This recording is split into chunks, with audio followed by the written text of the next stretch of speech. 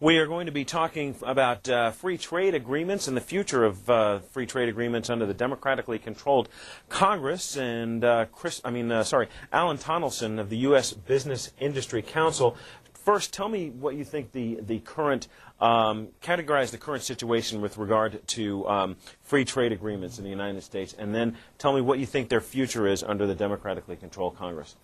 The U.S. has followed a fundamentally new trade policy really since NAFTA back in the early 1990s, something that we never tried before. Before that, U.S. trade policy was largely about opening foreign markets for U.S.-made goods, expanding exports, therefore expanding total demand for U.S. products, increasing job levels, and increasing wages. But with NAFTA, a new model of trade policy making took hold, and the main aim, as far as we can tell, has been outsourcing production and sending jobs overseas to low-wage, low-regulation locations like Mexico and China, not to service those markets, which were advertised as big, rapidly growing markets for U.S.-made products, but to service the U.S. market from these very low-wage, very low-regulation production sites. And the results have been stagnant manufacturing production for about 7 years now, more than 3 million manufacturing jobs lost, and whopping trade deficits that undercut America's financial health. So what do you see as the future of free trade agreements with the democratically controlled Congress? Certainly there's more skepticism in this Congress about current trade policies than there was in the Republican-controlled Congress. In fact, quite a few of the new Democratic freshmen made trade policy and critiques of current trade policy a pretty important part of their campaign platforms. At the same time, the critique seems to be rather narrow. It seems to be focused on the absence of what they call enforceable protections for labor rights and for environmental considerations. And those are all worthy goals, but trade policy, U.S. trade policy, needs a much more thoroughgoing overhaul in order to become a friend of U.S.-based production once again, rather than an engine of outsourcing.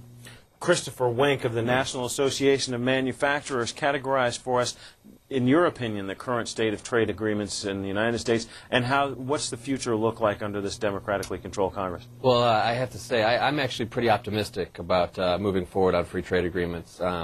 Since the election, the chairman of the Ways and Means Committee, Charlie Rangel, and the chairman of the Senate Finance Committee, Max Baucus, have both signaled a willingness to work with the administration to move forward the trade agenda. The situation is very fluid right now as we speak.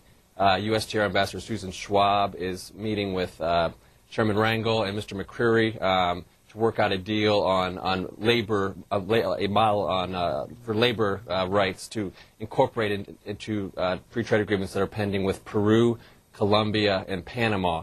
And I do believe that that will happen here in the next couple of months. And I am confident that we'll be able to move the trade agenda forward, even under a Democratic-controlled Congress. Our current largest trading partner is the Chinese. We have a huge trade deficit with them. What does that say about our economy, and are we in a safe position with regard to that trade deficit? Well, you know, the trade deficit is a big problem. We certainly acknowledge that. I think it is very notable. If you look at the manufactured goods trade deficit, which just came out last week, of the trade deficit, $530 billion is manufactured goods. But of that total, only $30 billion of that is with NAFTA and our FTA partners. The rest of it is with Asia and the rest of the world, and most of that is with China. There is no question that we need to address the trade imbalance with China. You know, we are very concerned about currency manipulation. We're very concerned about subsidies. We're very pleased that USTR has filed a case against China on their subsidies last week. And intellectual property protection is another area that we need to address with the Chinese, but it is definitely a concern. Alan Tonelson, how do you see the trade imbalance with China, and what effect is it having on the U.S. economy? It's a symptom of the larger problems in U.S. trade policy. It's also a reflection of how outsourcing-focused this trade policy has actually been. When this country was making its big decisions about expanding trade with China back in the 1990s and letting China into the World Trade Organization back in 2000, we were told, in fact, by the multinational companies that run the National Association of Manufacturers, that this was going to be an enormous expanding market for U.S.-made products and a real boon for U.S. workers and U.S. wages. It's turned out exactly the opposite, because when these multinational companies looked at China, they didn't see 1.2 billion consumers, because the Chinese people, the typical Chinese worker, earns next to nothing. What they saw were 1.2 billion workers. And by expanding the workforce that was available to them, they were able to exert tremendous downward wage pressure on their remaining U.S. workers. Plus, the fact that we run such an enormous deficit with China means that we are heavily reliant on Chinese financing to maintain our standard of living, which is a very dangerous situation. We're talking about free trade agreements with Christopher Wenk of the National Association of Manufacturers and Alan Tonelson of the U.S. Business Industry Council. And if you'd like to get involved in the discussion, in the conversation, the number's there on the screen, 202-737-0001 for Republicans, 202-737-0002 for Democrats, and independents can call us at 202-628-0205. Our first call comes from Cleves, Ohio, on our line for Democrats. Good morning. Yes, good morning. Thank you very much for Washington Journal. I listen every morning since I retired. God bless you. I'm very concerned. I know that we no longer have manufacturing in this country anymore. At one time, we were a great country. We manufactured everything that we needed. We manufactured most that other people needed. Now all we are is a service industry. We only have minimum wage jobs. I have grandchildren who are in high school, and even if we could afford college, I don't think that they could get a job to where they could be self-supporting the way I was and the way that their papaw and I am. My question is, or my comment is, I would like to see 100% tariff on everything that is brought into this country.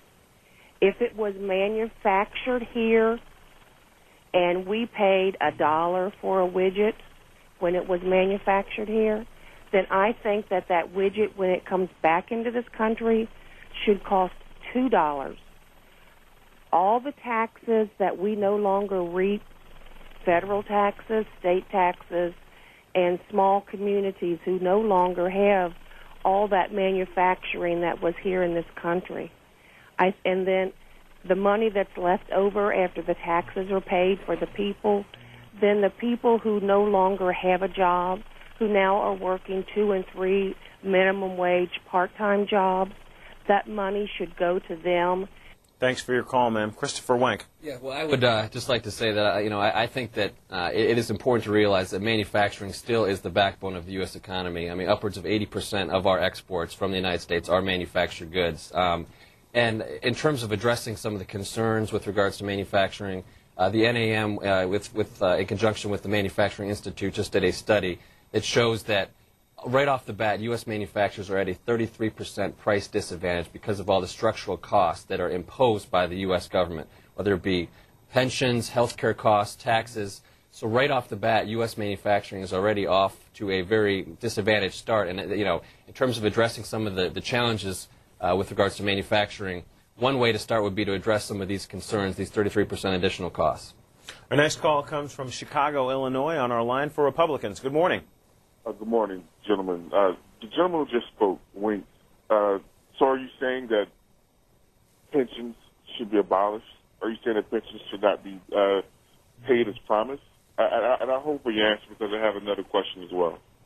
I'm not saying that at all, sir. I'm just saying that some of these additional costs are really having an impact on the competitiveness of U.S. manufacturing, and absolutely not. I'm not saying that we should get rid of pensions. They are absolutely a critical part of any workplace. It's certainly companies that offer them should continue to offer them, but just the additional costs need to be looked at if there are ways that we can reduce the cost to help manufacturers remain healthy. Oh, well, I do appreciate your answer, because certainly I was hoping you weren't suggesting that we work for slave wages as many in China do. That said, many in Congress, many in my party, I'm ashamed to say, are nothing but corporate whores. Tax-exempt status, offshore status. I mean, it's a cycle of lunacy. I hire all American citizens. I